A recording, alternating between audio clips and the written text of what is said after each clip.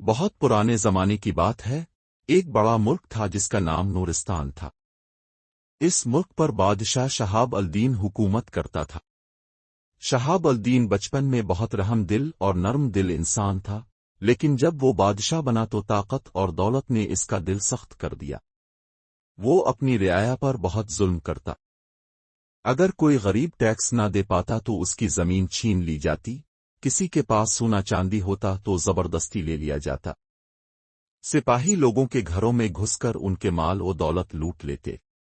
بادشاہ نے قید خانے بھر دیے تھے، ہر طرف خوف و ہراس پھیلا ہوا تھا۔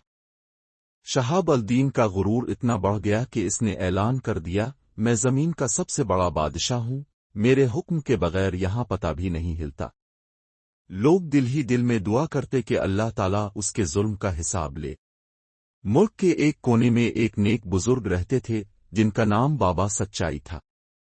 وہ ہمیشہ لوگوں کو صبر کی تلقین کرتے اور کہتے جو اللہ کے انصاف میں دیر ہو سکتی ہے، اندھیر نہیں۔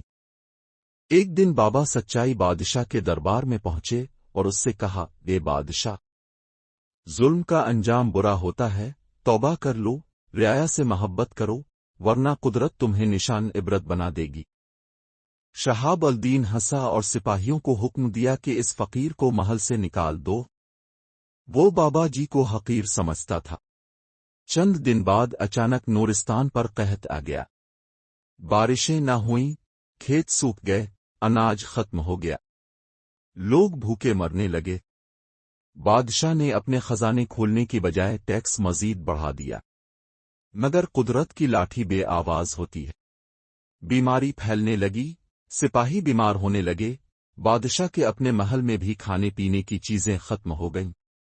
رعایا نے بغاوت کر دی، بادشاہ اکیلا رہ گیا۔ سب اس سے نفرت کرنے لگے۔ وہ محل چھوڑ کر جنگلوں میں بھاگا۔ کئی دن بھوکا پیاسا رہا۔ آخر کار وہ بابا سچائی کے پاس آیا، آنکھوں میں آنسو تھے، ہاتھ جوڑ کر معافی مانگنے لگا۔ بابا سچائی نے کہا، دیکھ لیا بادشاہ سلامت۔ طاقت ہمیشہ نہیں رہتی، دولت ہمیشہ کام نہیں آتی، صرف نیکی اور محبت انسان کو زندہ رکھتی ہے۔ شہاب الدین نے سچے دل سے توبہ کی، اپنے گناہوں کی معافی مانگی اور دوبارہ اپنے ملک لوٹا۔ اب وہ رحم دل بادشاہ بن چکا تھا۔ اس نے سب کے قرضے معاف کر دیے، خزانے غریبوں میں بانٹ دیے، سب کے لیے انصاف قائم کیا۔ رفتہ رفتہ نورستان پھر سے خوشحال ہو گیا اور لوگ شہاب الدین کو محبت اور عزت سے یاد کرنے لگے۔ سبق: طاقت اور غرور ہمیشہ قائم نہیں رہتے۔ جو دوسروں پر ظلم کرتا ہے، اس کا انجام برا ہوتا ہے۔ سچا بادشاہ لیڈر وہی ہے جو اپنے لوگوں کے ساتھ انصاف کرے، ان سے محبت کرے اور ان کی خدمت کرے۔ ابھی تک چینل کو سبسکرائب نہیں کیا ہے تو سبسکرائب کر